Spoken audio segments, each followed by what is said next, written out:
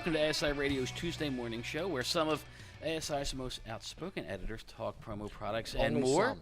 Only some. That's right. Not everyone. Not everyone's as outspoken as the editor of Counselor Magazine, one Andy Cohen. How are you today, Andy? I'm doing great. Joe, how are you? I'm good. Were you a little sleepy this morning when you got ready to come to work? I was. I stayed up late watching a basketball You game. watched the basketball game. I did. Duke wins again, Yep. and so is that why you forgot to put on some shoes today and you wore slippers? I'm wearing some new shoes, and Joe thinks they look like slippers. Put them up on the table. Show everyone. No, Or no, Okay. we're going to keep those to ourselves. Keep them down there. Also in the studio with us today is the editor of Wearables Magazine, CJ Mitica. CJ, how are you? I'm terrific. A little tired as well. From watching that basketball game? Yes, from watching the basketball. Now you head up a little bracket pool that we do here in the office. Who won this year? That would be one Jason Cohen, son of counselor editor Andy Cohen. And how old is I don't Jason? know why I'm really happy about that, because it's not like he shares any of it. And it's not like you can, claim anything other than being his father. Repeat winner. I know, he won 2 years in a row. So all these great He's 10, by the way. and last year he was 9. So all these great sports minds in the editorial department are being beat up by a We little should kid. stick to our day job, pretty much, is what you're saying. There you go. We should. Also in the studio with us, as always, manning the phones is Facebook Vinny Driscoll, and manning the soundboard is Lauren Medina. There we go. We got a little sound effect. So today we have an interview here with Natalie Henley. She is the Vice President of Marketing at Volume 9. That's a leading internet marketing company. She's a speaker, trainer, and consultant specializing in digital marketing strategies. She has an extensive background in market research, NPR, and has spoken for numerous groups and at conferences, including, get this, Andy, ClickZ, Search Engine Strategies, Search Engine Marketing Professional Organization, that's SEMPO, Vistage International, Media Bistro, and, of course, at the ASI show, where she leads several classes on her expertise. She's been published and quoted in numerous publications, including Ho Business Magazine, Speaker Magazine, Direct Marketing Digest, and Inc.com. Welcome, Natalie. How are you? I'm good. How are you? We are terrific. We're going to get right into this. So one of the buzzwords we hear about lately is SEO, search engine optimization. What is it actually, and how does someone improve their company's SEO? Oh, great question. And, I think it's really fair to call it a buzzword. SEO has kind of had a tumultuous history. 10 years ago, SEO just kind of was one of those marketing channels for geeks. It was all this, optimization by numbers. Go out, find a way to get a website ranking online and do some black hat or scary looking things, and it just drove everyone crazy. So SEO really, with all that history, at its simplest core is really just helping connect your users to your content where they're searching online. So it's a really fancy way to basically say when your prospect who doesn't know who you are is looking for something like a company that produces custom promotional pens in Los Angeles, that when they go to Google and they search that your website or something representing your brand shows up. It used to be all about just, can we get ranking in Google? And that's a large part of it. But now it's really just, where is your user searching online in all the different places you can find them. That might be social media, might be in Google, might be Google Maps, all these different places where you can really connect with your prospects online. So in terms of how to SEO your website, which I think was your follow-up question, which is a really good one, Google, everyone talks about the scary Google algorithm and how they update once a day. And honestly, we got a 30-man shop that basically just every day we're like adrenaline junkies hooked on Google, just trying to update to the newest thing that they're doing. My real recommendation is don't be adrenaline algorithm junkies like us. Really every time Google has changed their algorithm or tried to figure out who to rank, it's always been about can they get the website with the best content ranking in the search engines. So every time they update their algorithm, it's to try to get better and better content ranking and junkier content lower in the search rankings. So the best way to really improve your SEO is to have unique content on your website that is good content, that is something your audience would actually want to read. So, Natalie, speaking of content, if SEO is a big buzzword, obviously content marketing is just as big today. So what type of content do you think will drive traffic to a website? Oh, great question. So the first thing is that I hate to say it, but your About Us page and your services pages aren't going to drive a lot of traffic. Sorry, not interesting. Nobody cares. Honestly, today content marketing. I agree. It's even bigger buzzword than SEO. And in my word, I always kind of cringe when I hear it because really, in our world, marketing is content. That's all marketing is now. Mm-hmm. So it's the biggest, broadest way you can say good marketing practice. So the best type of content and why content marketing is so popular is really just thinking about your user, right? Today's online user, and this hasn't changed too much, but it's definitely more apparent now, is super selfish. They don't care about your business. They don't care about your products. They don't care about any of that stuff. They care about what you can do for them. So really the true art of content marketing is really getting yourself in the mind of your target audience and giving them something useful that they can actually do something with. So the types of content that's really going to drive the traffic to your website and get your audience to your brand is things like informational blog posts on tips, things they could do with your products, or maybe even something not even closely related to promotional products, but it's helpful for your target audience. For example, how to shut up a trade show booth.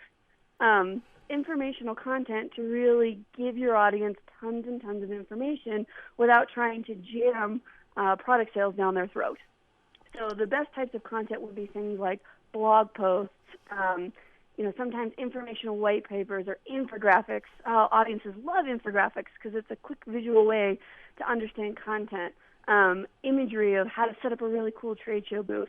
All of those types of content are way more likely to drive traffic to your website than something like your About Us page. What about video? I mean, we do a lot of video here at ASI. Is video content that will help drive? Oh, video is huge. Video is so helpful on so many different levels. One, Google is more likely to rate you if you've got videos on your website because they know that users don't like reading. Users like to look at images and watch videos.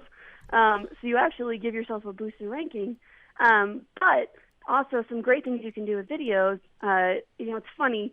Google says they don't give preference to YouTube videos because they own YouTube, but they say that they don't. They're total liars. They absolutely do. Get your videos on YouTube. Getting your video on YouTube is going to get you in front of a lot of extra traffic. And it is a really great way to give content to your users without them worried that they're going to experience something like a crazy pop-up or a super optimized or ad-heavy page. It is a really natural way for users to consume your content. So, yeah, videos are awesome. So will that help drive traffic? So the answer is it might, but it probably won't help a ton. So doing something like sharing a video on your social media, really great for engagement. And it really helps in a different way other than driving traffic, right? The old adage is that people buy from companies they know, like, and trust. Doing things like informational content and great videos and sharing things that are industry experts, all of that helps build that know, like, and trust element that really helps take someone from a browser to a buyer. But as it relates to SEO and driving traffic, really you want to think you need. So that doesn't mean don't do it, but it helps a lot more if it's your own content.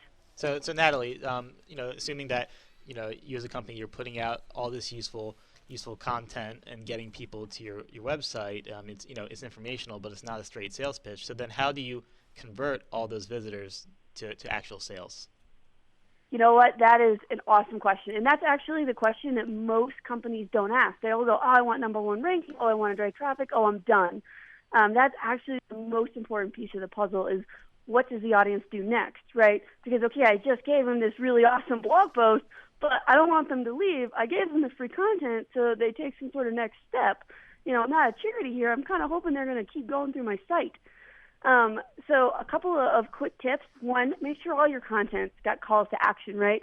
Always be thinking of whenever someone's on a blog post or a website page, where do they go next? What am I supposed to do? Users are a little bit like herring fish. They just sort of follow wherever you lead them. So the first thing is just have an idea of what you want them to do next, and that's what we call calls to action. If you're on my blog post, click over to my promotional page about pens. If you're on my promotional pen page, fill in this awesome lead form. The second biggest thing is give your audience things to do that aren't contact us immediately. I think we all get a little scared when we put our name and phone number into a contact form like, oh, my God, am I about to get 100 phone calls, or am I about to get stalked between now and, Kingdom Come from a sales rep? Oh man, the CRM guys, they're the worst of this. Like HubSpot, you still in the lead form, you're in their system forever. No, the worst ones I think are the mortgage people. You fill out something on like Lending Tree, forget it. You will never get rid of those people. Relentless, right? So today's user's just a little scared and leery, right? And if you've just given them one blog post, they might not be ready to take that next step. No big deal. Give them something to do that isn't leave or fill in our lead form. So a really good example of that, especially in this industry, is have an email sign up, right? Hey, sign up for our emails. We'll give you even more free information. And all that we ask is that you give us an email address, right? Now you've got the ability to send useful content to your audience a little bit over time. And when they finally have gotten to a point where they're either ready to make a purchasing decision or they have basically checked you off as not scummy promo guys that are going to suck them around the internet, they're going to be a lot more likely to then take that next step. So an email sign-up is a great way to have what we call a micro conversion, or a baby step that they can take towards becoming a lead without having to go all the way. Okay. We're going to shift gears a little bit here. Natalie, yeah. I know that your expertise also in email marketing campaigns. Can you describe a quick boilerplate email marketing campaign, something that our listeners can put into practice immediately?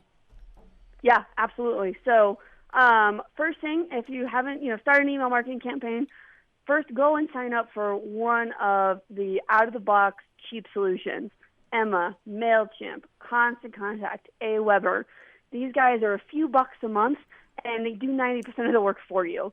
So step number one, pay them a few bucks, let them do 90% of the work for you and help you kind of get your email campaign set up. And then in terms of just a boilerplate campaign, the most important thing is to drive someone from your email back to your website. This is a common mistake that people make. A lot of times they think, wow, my job is to send you a wonderful Shakespearean email, and I'm going to woo you and drive you to emotional happiness in your Gmail account. It's just not how it works. Really what you want to do is get people out of Gmail and onto your website, because Gmail is designed to keep you in Gmail, whereas your website's designed to convert them to the next step. So the second step is honestly creating that landing page, and that can be as simple as putting up a blog post or an informational page on your website with good content on it. One of the fastest things to do is just sit down, brainstorm a few topics of things your audience might like, and then write one up. So, hey, how to set up a trade show booth, 4 things to know before you buy your next, promotional item, 10 creative T-shirt ideas, whatever that content is, and write out your article or your piece of content on your website. Then for your email, all you have to do is pull out the title and about the first paragraph, stick it in that email, hit click more for more, to read more, and boom, you got a great email campaign going. So, Natalie, a big problem that distributors and people really anybody who's doing email marketing is that it can end up in spam folders or simply not opened at all. So what are some tricks that our listeners can use to ensure that their email marketing campaigns get open and don't land in those spam folders? Okay, so I'll break down the question to two parts. One, stay out of spam filters, and then 2, actually get your email opened. So staying out of spam filters, first of all, again, these third-party systems, they do a lot of the work to keep you out of spam filters because they'll adhere to all of the canned spam regulations that land people right into those filters and getting their emails blocked.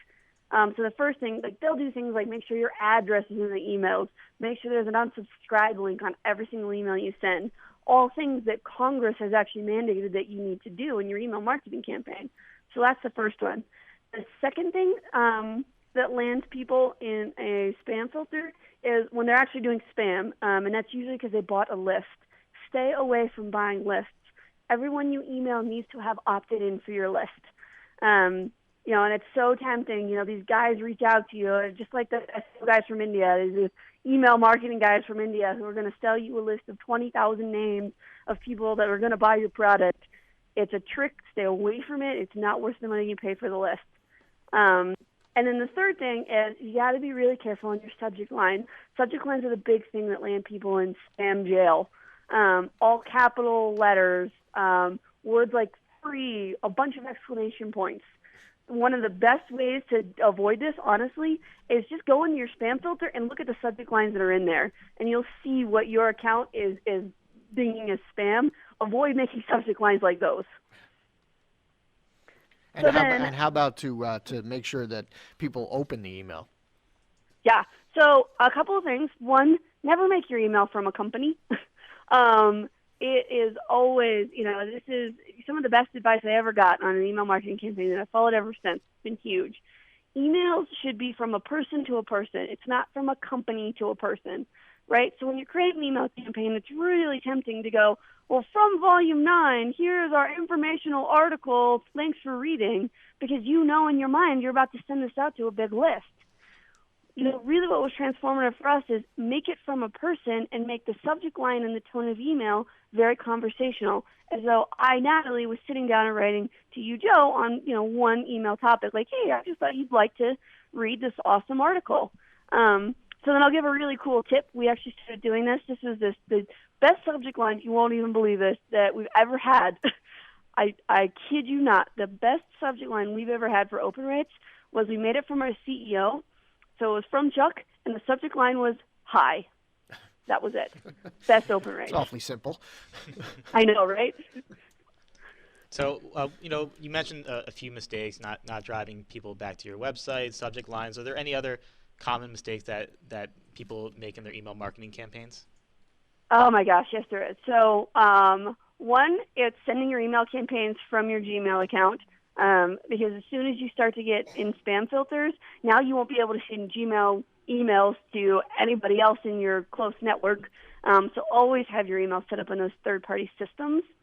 The second thing, quite honestly, is people go visual crazy. I think that email marketing has done something to us marketers, and we've started to think that it's like direct mail marketing. And we started to make it really visual, and we have these coupons and these shiny suns and holy mackerel. And it gets so visual that it's actually really, really difficult for people to download the images to read the email. Shocking stats. I mean, more email users now than ever are checking their emails on their mobile phones, which means in most cases they're not even downloading the images in your emails. So one of the biggest pitfalls that I see, and I see it so many times, that companies do is they go visual crazy. And you know what? I'll be honest, MailChimp and Emma and these guys, they make it so easy. They go, oh, wow, have this cool template, add in 10 images, and then one put a video, and they just add all these elements into your emails. And, yeah, it makes it look like the baddest email on the block, but you're not going to get the same engagement out of it because, quite frankly, it's going to be slow to download and hard to read. So stay away from images. And then also, I think the biggest one is that get people from your email over to your website. Don't send them a long email with nothing to do. You really want to get them out of their email and to your website. That's the only job your email has. That's it. Don't try to sell out of your email. Don't try to engage them out of your email. Drive them from the email campaign to your website. Natalie, do you have any tips on specifically doing the campaigns for mobile devices, since so many people are checking emails and looking online on their mobile devices? Yeah, absolutely. That's a great question. So one, keep them short, right? The people on their mobile phones don't want to read 600, beautiful words on their email. And then secondly, make sure that the page you're driving them to is mobile friendly. A lot of people don't think about this, but if so many people are reading their emails on your phone, and the job of your email is to shoot them over to your website to get get them to take some sort of next step, you really want to make sure that that page that they land on your website is also mobile friendly, and that your call to action is mobile friendly, so that someone on their phone can go from your email to your landing page to filling in a contact form if they're interested, without ever losing a really good experience. And then, honestly, and I almost sound like a broken record. It's funny because I don't get any spiffs from MailChimp or Emma or these guys. They've made everyone's lives so much easier. They will actually show you how your email renders on a mobile phone. So when you're making your campaign, they'll actually give you a visual representation of all the major different phones and how your email renders, so that you can make adjustments before you send that campaign out. All right. Well, Natalie, thank you so much for your time and your knowledge and your expertise. If anyone wants to see Natalie in person, she will be at the ASI show in Chicago this July. How many classes are you teaching there, Natalie? Oh gosh, I don't know. I gotta go check. I'm sorry. I think it's like 3 or 4. If you get if man. you're in Chicago, Oh, it's the only question I couldn't answer. I know. See, look at that. I stumped you. I'm a good journalist. I stumped you. No, Yeah, that's, right. stop by to see Natalie at ASI Chicago. I was in one of her classes in Long Beach. Very informative, very useful. I think that you'll get so much out of it, so much more than we can provide in the 15 minutes, 20 minutes we've had you on the phone here. But thanks again for your time, and we'll see you out in Chicago. All right. Have a great day. Thanks, Natalie. Good stuff. That was really good stuff. Yeah. Really good stuff. I mean, she was, be able to boil it down to little points, but her class is really good. The classes she teaches, she's very energetic, as you could tell from the interview we just did with her. I think people should take those classes because I think people get overwhelmed with the idea of online marketing and what they need to do and the venues that they need to do it in. Whether it's on their website or through email or social media, and then there's so many different options that they say, I don't know what to do. As we've talked about on the show a lot, jump in and do any of it, and that's better than not. But she boils it down really well. Yeah.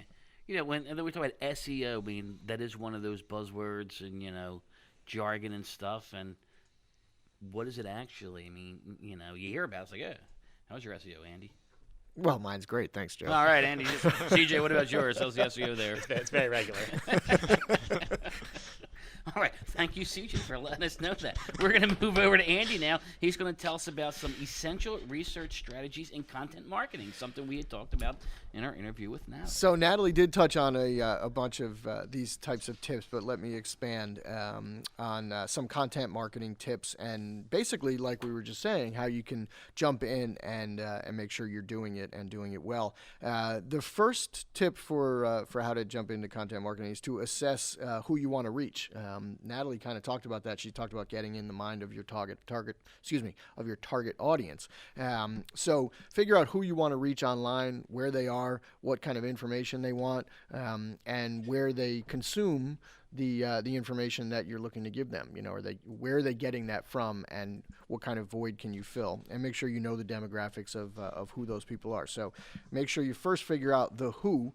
The next is to decide the type of content that you can provide, not only that will be interesting, but that you're also able to provide. We talk a lot about video, but you're not you don't have a huge production staff and a staff of editors that are doing the videos. So what are you capable of doing, and what will work and what doesn't? And sort of along the lines of what Natalie talked about, take a look at the content marketing things that come to you. What works for you? What kind of things appeal to you? Those might be similar to the abilities that you have and you're capable of doing. So decide what works and then test. Test different methods. Write up some case studies. Do some product videos. Those are simple to do, as Joe talks about all the time, and he's got classes on at the ASI show. It can easily be done, right? Score to 10. Yeah, scored a 10. See that? So, case studies, product videos, interviews with end users or clients, test different methods to see what works the best, what gets the most engagement, and what drives, as Natalie was saying, drives traffic to your website. Okay, just interrupt here. I think the video does make sense because the technology is there. We all have it. We possess it. It's in our hand. You have a high-definition camera, video camera, in your smartphone. Right. I mean, there's very few people, Michelle Bell, who don't have a smartphone. So you have the technology. Hers is technically smart. It's just not that smart. Aha. But you have the video camera. You have the products, suppliers and distributor products all the times. It's just an opportunity. Quick little video, pop it out, email marketing campaign, drive them for more information about this product. Click here, drive them to your website, as Natalie says you have to do. Right. So, yeah, videos, I'm a big proponent of it, Andy. Yes, you are. And you do it well, Joe. Oh, thank you. All right, my last tip is to do some competitive intelligence in the content marketing area. What are your competitors doing? Know what they're doing with content. That can help to drive your own strategies. Make sure that you're differentiating and also give insights into their strategies and what they're looking to do and how they're reaching customers. Content marketing is getting crowded. There's a lot of people that do it. Certainly some of your local competitors definitely do it. So it's good to know how they're doing it, what they're doing, and who they're reaching, so that you can differentiate yourself in that area. I like when she said infographics as content, for your website to help drive that traffic. I like I like the infographics, but if they're done poorly, forget about it. Yeah, and sometimes there's too much. Yeah, too much. You don't know you could scroll forever, and then you're not really getting any of it. Right. So I would say simple is a little bit better. Well, that's the crux of presenting information. How do you present it in like a visually dynamic way, but without it being information overload? I mean, that's why infographics are so successful. Mm-hmm. But there's a fine balance to doing it correctly. Yeah, it's inviting to the eye immediately, because you don't have to read this 4 paragraphs of information. However, if it's too much and too difficult to digest, then it can turn people off. So. Yeah, confusing. Sometimes it gets like, what are you trying to say here? I don't get it. I don't get it, CJ. You say that a lot, Joe. Well, thanks, CJ. No problem. All right. Anyway, so CJ has some creative ideas. I know he's got a list of, you got 100 there? Yeah, we'll do about 95 or so. 95, okay. I'll come back later. I mean, there are some pretty wild ideas. I'll list a couple at the end, but I think these tie into the idea of content marketing. You may have your company website, but it's very easy to do a blog or a specific site on a more focused topic, and something that can certainly be relevant to this industry. And I think there's a few ideas here that are certainly adaptable. So one of them is infographics, which we just discussed. It's very easy to sort of package those and keep readers coming back for useful information. Another idea is a fashion blog. There's a lot of general fashion blogs, but not as many that sort of are industry specific. I'll actually give a shout out to there's Morgan Bagshaw of BG Outfitters. She does a fashion blog that has very specific information about fashion and how it applies to this industry, and I think she does a great job. And that'd be a way to sort of give those trends to readers. Another idea is a review site. So basically, if you're a distributor, taking products from different suppliers, targeting it to your customers and say, here's why this is a great product, this is the benefits, and perhaps if it isn't a great product, you can explain why it might not be the best one, but then offer an alternative. Here's why this product might be better suited for you. I love that idea also because it positions you as an expert. You're giving your opinion, but also saying what you think works best, and that automatically positions you as an expert in like the promotional product space, and that's what people are looking for. Yeah, definitely. Any ideas? That's sort of the idea to position yourself as an expert. So this is a fun one. What would you do website? So create hypothetical situations and ask readers what would they do. So you can apply it to this. You can apply it to this industry. If you're a distributor, you get a call from the client 2 hours before the event, and they're like, the items didn't show up. I mean, if you're a distributor, what do you do? So that'd be fun to sort of come up. It's like choose your own adventure for promotional products. It's like, and then John, whatever his name is from 2020, shows up. I saw you just sat there with a blank look on your face, thinking, how am I going to figure this out? Yes, I think that'd be a fun idea, and there's a ton of other neat ideas. So wackiest idea, you got to choose one: the origami website or the roadkill photo website. The roadkill photo? Mm-hmm. Just go drive around and take different pictures of roadkill and post it on your website. Okay, that's weird. That is very. That is weird. That's really strange. That's like that's sort of stalkerish in some ways and weird. Twisted's the word, right? Yeah. Twisted. Yeah. Southwest Airlines 2 years ago or 3 years ago started an origami page in their in-flight magazine. Oh, really? And I was flying to the ASI Orlando show in January, and it was the first issue with it. So. Of course, I tried and failed miserably to make the little origami turtle or whatever the heck it was. I'm wondering, is there anyone else sitting here trying this, or am I? Oh yeah, you're not the only one, Joe. Yeah, okay. I do all the Sudokus too. I'm that guy. When you open it up, it's like, but if you don't do them, you don't care. I don't care. Okay, I care. It's like someone did them. Look, they messed it up too. Anyway, all right. Hey, thanks a lot for that, CJ. We're going to put both these articles. Oh, you have more? I'm sorry. Oh no, we're all done. Unless you want me to go through the other 85 that are listed in the article. I would like that. We don't have that much time. We don't have that much time. I actually get a daily email. It's a guy who used to work here, and he's got, I don't know, a couple hundred followers.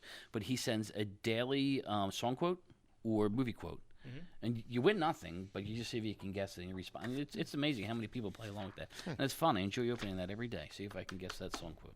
Very nice. There we go. That's it. All right, we'll post these articles online.